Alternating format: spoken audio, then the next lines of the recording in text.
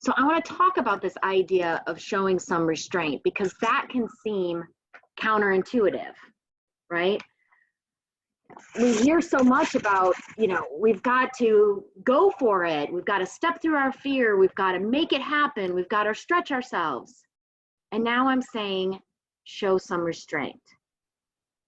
So yes, we want to stretch our teams regularly, but not stretch them to the breaking point. Right? This sounds pretty straightforward, yet it can be challenging in practice. Right? We see an opportunity to launch in a couple of new markets before the end of the quarter, or to smash a sales goal, and we get all hands on deck and we create this big push. And that's fine. It can be quite motivating from time to time.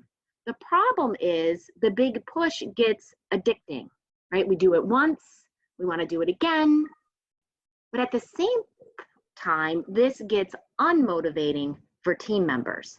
They don't know when the next big push is coming. They haven't recovered from the previous big push. They start to not know what good performance looks like. They get confused, and eventually employees are burnt out. So an alternative that nets extraordinary results is to have team members' involvement in setting a regular stretch goal. The stretch goal in some circumstances is going to be easy to achieve.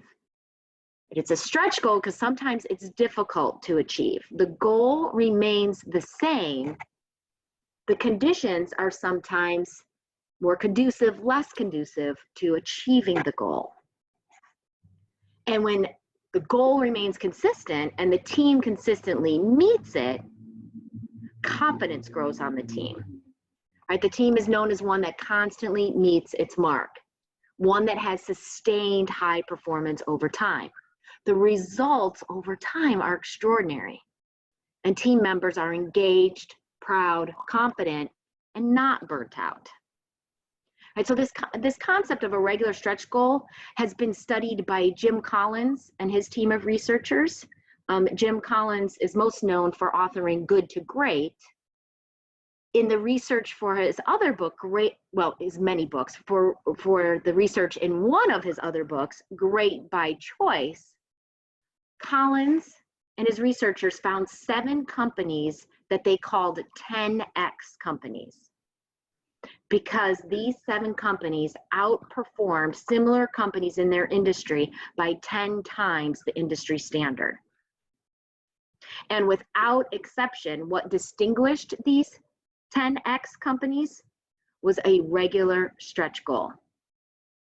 So you can read the research. The example that's most notable to me, that gets me fired up, is Southwest Airlines.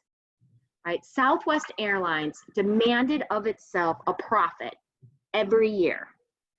Right? That was its regular stretch goal, even when the airline industry overall lost money.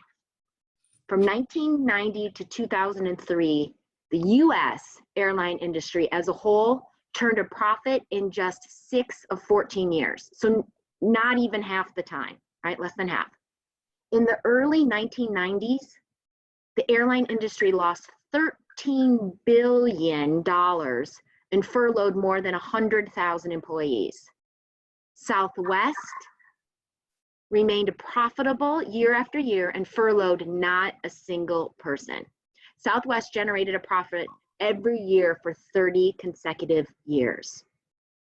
Equally important, Southwest had the discipline to hold back in the good times so as not to extend beyond